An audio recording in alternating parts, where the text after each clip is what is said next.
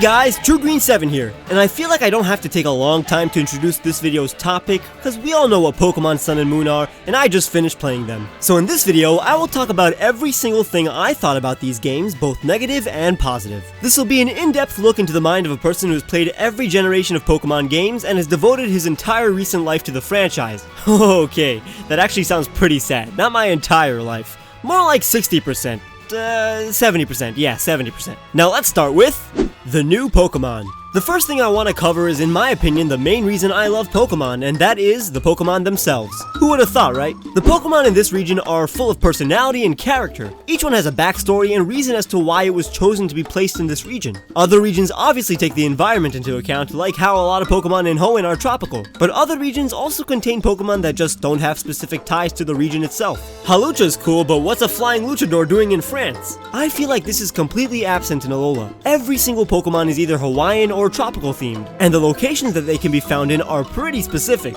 like Mimikyu in the abandoned market. That is perfect, but for some reason the Pokemon of Alola are harder to find than other Pokemon. But design-wise, the Pokemon in this region, in my opinion of course, are no better or worse than previous generations. It's more of the same, and that's good because I love the Pokemon in every generation. That doesn't mean that there aren't a fair share of Pokemon with odd design choices, but overall, I describe this generation's batch of Pokemon with one word: fun. What's even more fun is the concept of Pokemon from other dimensions. It's an idea that I was hoping to see for a long time, and the Ultra Beasts were designed perfectly. They all look like they're made of non-biological objects. They're scary and look like nothing else that would evolve on Earth, like they should. The legendary Pokemon and guardian deities are also more developed than legendaries from other regions. They aren't just Pokemon that incidentally live in Alola and are shoved into the plot at the last second, but they're there from the beginning and throughout the plot. Nebby is a fan favorite, and it's pretty awesome to include a legendary Pokemon that is part of your journey. The guardian deities are spoken of by many Alola natives, and their lore is thoroughly conveyed. I enjoy how these guardians are benevolent but fickle. They act like Hawaiian gods. Alola forms of Kanto Pokemon are a variety of Pokemon that I've been desiring for years. Regional variants are logical and would definitely appear in a remote location like Alola. Some are cool and some are odd looking, but they all have good reasons for existing. I just wish they introduced more. But the fact is, throughout the game I had incentive to catch Pokemon that could aid me in battling the Totem Pokemon and Kahunas. But I tried really hard and ultimately succeeded in getting a team of only Alolan Pokemon. It was way harder than in any other game because there wasn't a lot of variety in type combinations. Most Pokemon that I wanted to put on my team turned out to have the same types. Why are all the cool looking Pokemon bug types? So it was definitely difficult having good type coverage even with 10 different types on my team. And it certainly became irritating once I noticed that the Pokemon in Alola are too damn slow. My Pokemon rarely attack first and made this game additionally challenging. Plus, almost every Pokemon have extreme stats that are polarized. One stat is very high, while another necessary stat like speed is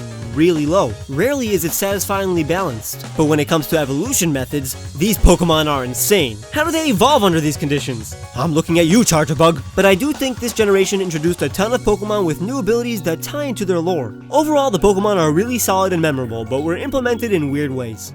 The Alola region.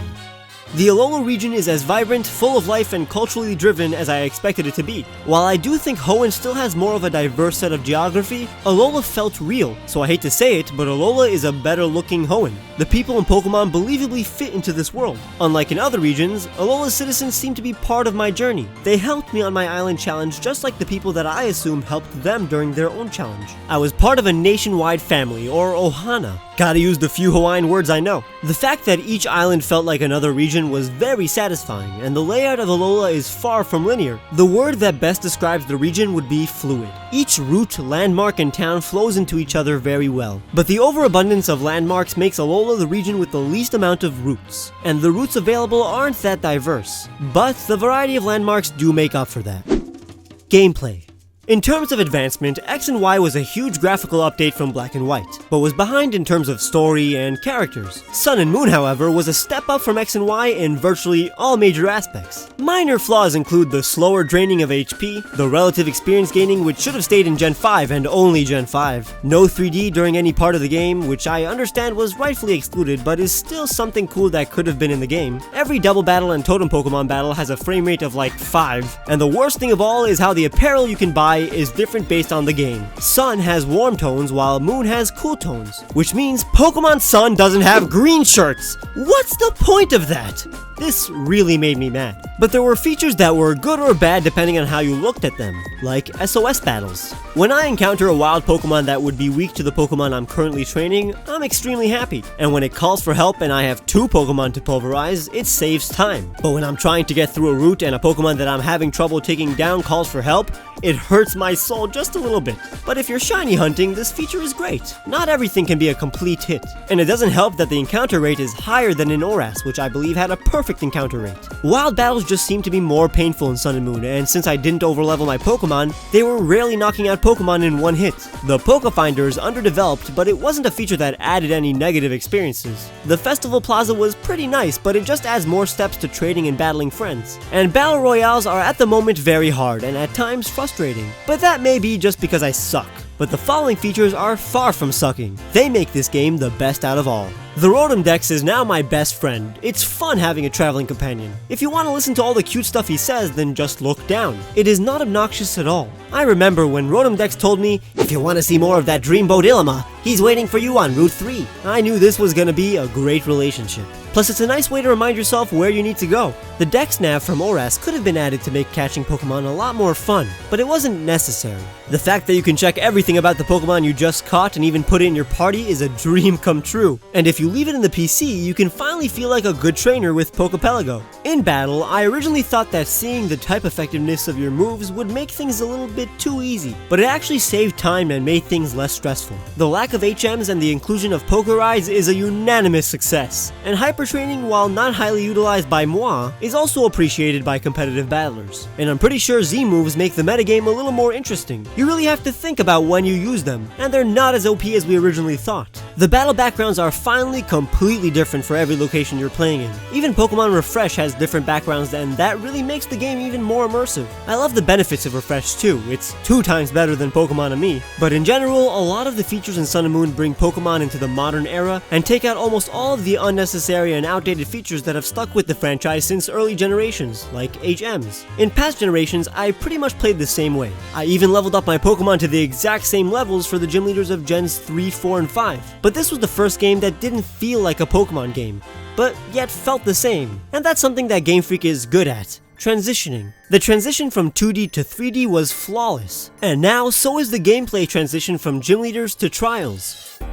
Story.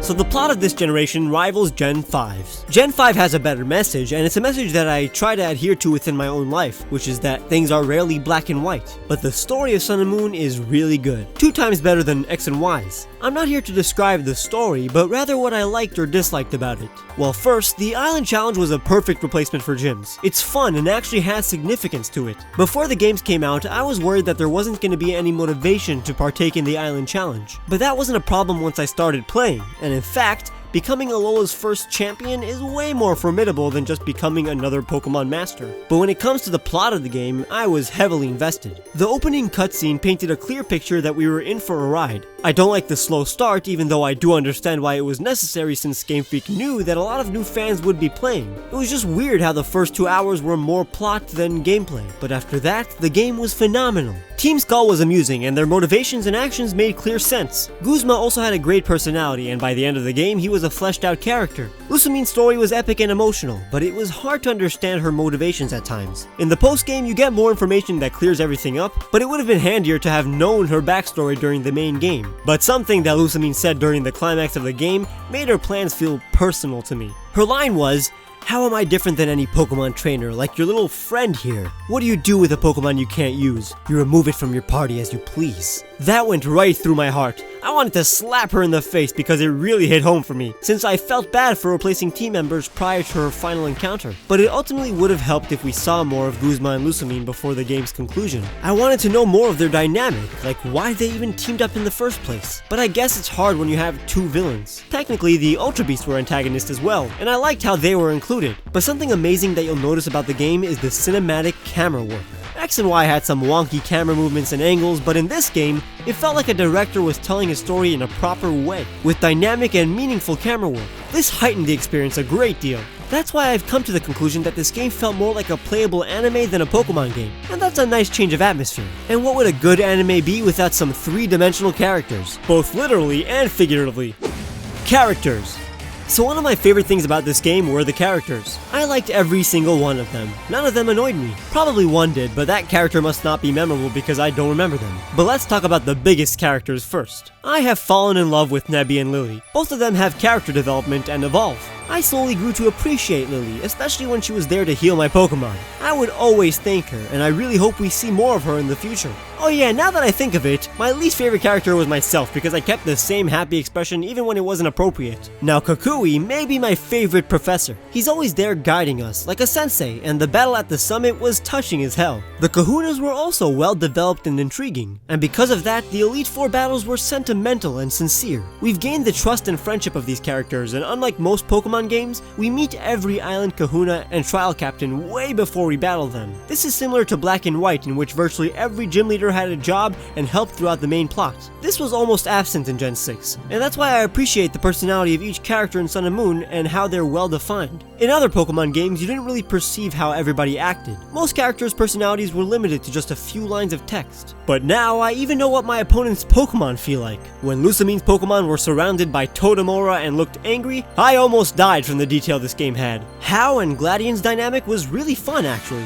I love how Gladian hated Hau because of their conflicting personalities. Hau is fun and actually says some pretty meta things. He was a little too happy, but when we were saving Lily, he was pretty serious. And it didn't feel out of character because he seems like the kind of guy to be respectful in dire moments. He felt like a friend because I didn't mind him being around, and Gladian acted like a true rival. And other than in Pokemon Black 2 and the Johto games, Sun and Moon had the most characters to come back, and that's something I want to see from every Pokemon game. My favorite revelation was that Red and Blue were returning as grown adults. I loved seeing Grimsley and Chorus, and Annabelle looks amazing! Even Burnett was a cool surprise, and I didn't even play her game. I'm lucky that I knew about her though.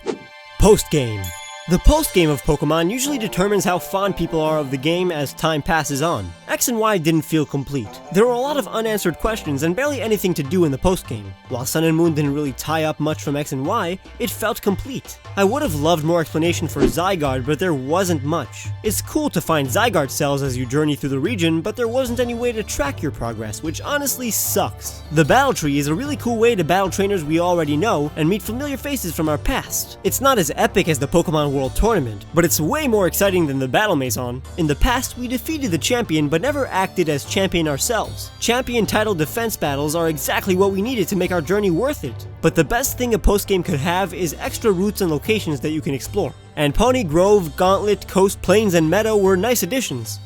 Difficulty.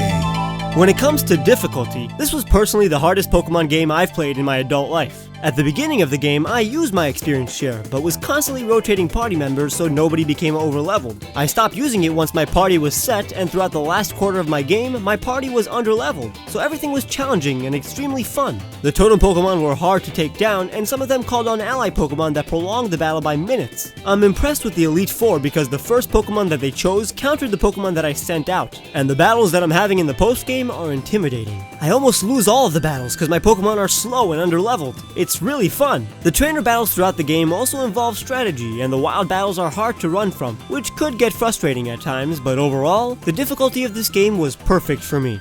Music. And finally, it wouldn't feel right to not include my opinion on the music of Sun and Moon. While I definitely need more time to decide what my top 20 favorite Alola themes are, I can totally summarize my thoughts on the soundtrack itself. It's great! I honestly like the soundtrack of every generation, and I love each one for different reasons. For example, I love how epic Hoenn is, and I love how peaceful yet adventurous Sinnoh is. But the word that would describe the Alolan soundtrack would be atmospheric. Other words would be slightly ethnic and beautiful, but those are vague terms. I'm getting a lot of 80s vibes from tracks like Battle Royale and Solgaleo and Lunala's battle. All the Hawaiian sounding music like anything on Melee Melee Island and the Guardian Deity battle are really nice. I do hate how there aren't any unique encounter themes for each trainer class, especially after the amazing encounter themes we got in ORAS. But the day and night themes from each town are literally perfect.